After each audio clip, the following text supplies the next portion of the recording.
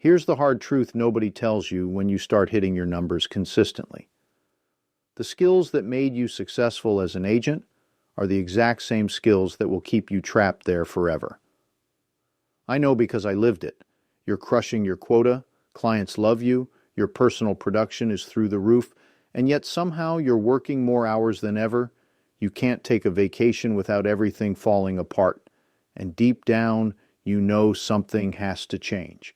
Today we're talking about the single most important transition you'll ever make in your career. Shifting from being a great agent to becoming a real business owner. And I'm going to show you exactly how to do it without losing everything you've built. Let me start by telling you what this actually feels like. You've built your identity around being the closer, the problem solver, the one everyone calls when things need to get done. Your self-esteem is literally tied to your deal flow. And now you're supposed to just stop doing the thing you're best at? It feels like an identity crisis because it is one. But here's what I learned. This isn't a promotion. It's an identity upgrade. And the framework I'm about to share with you is how you make that shift systematically without tanking your revenue or losing your mind in the process. So let me ask you a question. If you keep doing exactly what you're doing right now for the next 3 years, does that keep you as an agent or does that make you a business owner? Because that's the fundamental question that separates people who scale from people who stay stuck. Let's talk about what this identity shift actually means. Right now, your core identity is probably something like, I close deals, or I'm the best at what I do. That's agent thinking. Business owner thinking sounds completely different. It's, I build a machine that closes deals without me. See the difference? One is about your personal output. The other is about creating systems and leverage. Here's another reframe that changed everything for me. Stop thinking of yourself as the hero firefighter who saves the day. Start thinking of yourself as the architect of systems that prevent fires from happening in the first place. Your value isn't your personal output anymore. Your value is the quality of your team, the effectiveness of your systems, and the strategic decisions you make about where the business goes. I want you to use this as a filter for every task on your plate. Before you do anything, ask yourself, if I keep doing this task for the next 3 years, does it keep me an agent or make me a business owner? If the answer is keeps me an agent, that task needs to be documented, systematized, and delegated. Period.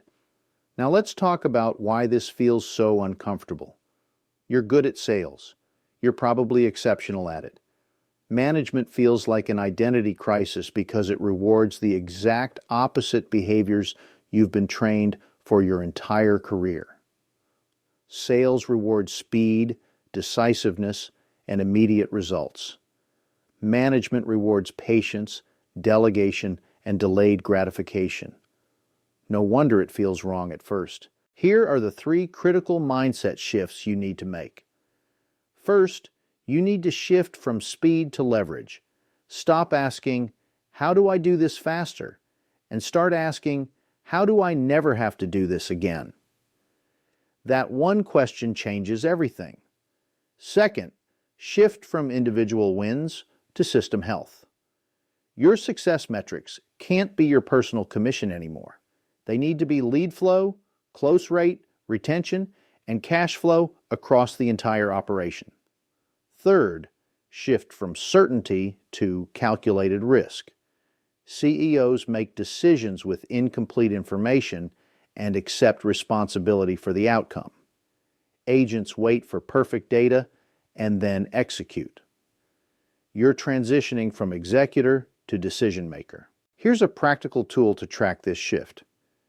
Keep a simple weekly journal with 2 columns, agent moves and owner moves. At the end of each week, write down what you did in each category. Agent moves are things like closing deals, handling client issues, doing the work yourself. Owner moves are things like building systems, hiring people, reviewing financials, making strategic decisions. The goal is to tilt that ratio toward owner moves month by month. You don't need perfection. You need progress. Now let's talk about systems thinking, because this is where most agents completely miss the boat. Systems thinking means you see your business as a collection of interacting parts: marketing, sales, operations, finance, people. They're all connected by processes and feedback loops. When something breaks, you don't just fix the immediate symptom. You fix the underlying system so it doesn't break again. Here's the loop I use whenever I hit a problem. First, map the flow. A lead comes in. Who touches it? What happens next? How does it end? Second, diagnose the type of problem. Ask yourself, is this a person problem, a process problem, or a tools problem? Most of the time, it's a process problem disguised as a people problem. Third, build artifacts. Create checklists, scripts, templates, standard operating procedures, scorecards. If something happens more than twice, it should be documented and delegated. Your job as a business owner increasingly becomes three things. 1. Designing and improving systems. 2. Hiring and training people to run those systems. 3. Holding them accountable through clear metrics and feedback. Notice what's not on that list? Doing all the production work yourself. The phrase you need to internalize is work on the business, not in the business. Working in the business is selling, delivering, handling client issues. Working on the business is building the systems that allow other people to do those things at scale. Both are necessary, but the ratio has to shift over time or you stay trapped. Let me give you a concrete roadmap for how your time allocation should evolve. This isn't a prison, it's a target. But it gives you something to aim for year by year. In year 1, you're going to be 90% production and 10% owner. That's 30 to 36 hours a week selling, delivering, doing client work. But you're dedicating 4 to 6 hours a week to owner activities. What does that look like? Document what you do while you do it. Start simple tracking of your key performance indicators: leads, closes, revenue. Hire your first leverage, even if it's just a VA or part-time assistant to take things off your plate. By year 3, you're targeting 70% production and 30% owner. That's 24 to 28 hours on your highest value production only. Big deals, key clients, strategic relationships, and 10 to 12 hours a week on owner activities. Now you're building and refining core processes for lead handling, onboarding, billing. You're doing weekly one-on-ones with key people. You're reviewing financials and doing basic planning. By year 5, you hit 50-50, 18 to 20 hours on strategic production, flagship clients, strategic partnerships, things only you can do, and 18 to 20 hours on ownership, hiring, performance management, culture building, strategy around offers, pricing, positioning, expansion decisions, and continuous improvement of your operations and dashboards. Every single quarter, I want you to adjust your calendar so at least 5 to 10% of your weekly time shifts from in the business to on the business. That compounding is what moves you from agent to owner. It's not a light switch.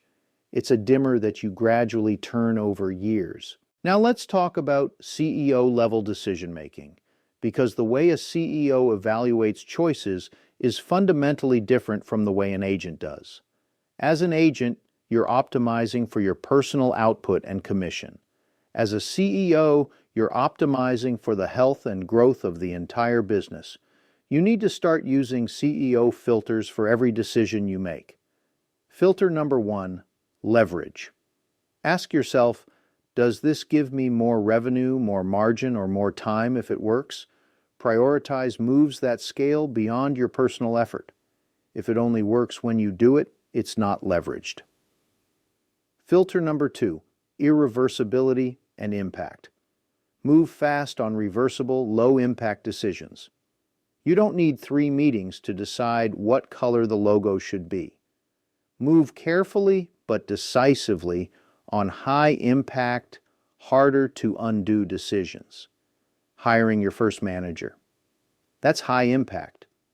Take your time, but don't overthink it into paralysis. Filter number 3, constraints. Ask yourself, what is the real bottleneck right now? Leads, capacity, cash, or talent? Then point all your resources at that one constraint. Most businesses fail because they try to fix 10 things at once instead of relentlessly focusing on the one thing that's actually holding them back. Filter number 4, people and culture. Decide who you hire, who you promote, and who you tolerate with the long-term culture in mind, not just short-term revenue. A toxic high performer will destroy your team culture and cost you more in the long run than they bring in today. Here's a weekly CEO ritual I want you to implement, even if you're still mostly selling. Spend 30 to 60 minutes every week reviewing your key numbers. Not just glancing at them, actually reviewing them. What's trending up? What's trending down? Why? Then spend another 30 to 60 minutes thinking and writing. Ask yourself, what 1 to 3 decisions this week most affect the business 12 to 24 months from now? That's CEO thinking. You're playing a different game now. Let me bring this all together. The transition from agent to business owner isn't about working less. It's about working differently. It's about changing your identity from being the person who does the work to being the person who builds the system that does the work. It's about shifting from speed to leverage, from individual wins to system health, from certainty to calculated risk. It's about systematically moving your time allocation from production to ownership, year by year, quarter by quarter. And it's about using CEO-level decision filters to make sure every choice you make is building the business, not just maintaining your personal production. You didn't build this business to stay trapped in it. You built it for freedom, for leverage, for impact. But that only happens when you make this shift. The good news? You don't have to do it all at once. You just have to start. Document one process this week. Delegate one task. Spend 1 hour reviewing your numbers and thinking strategically, then do it again next week. That compounding is how you go from agent to owner. This script was generated using an AI employee built in Claude by the Lesix agency. Video produced with HeyGen using an avatar trained on the voice and likeness of Lesix founder Robert Lee. For more information about how Lesix can grow your business, schedule a free profitability planning session at lesix.agency.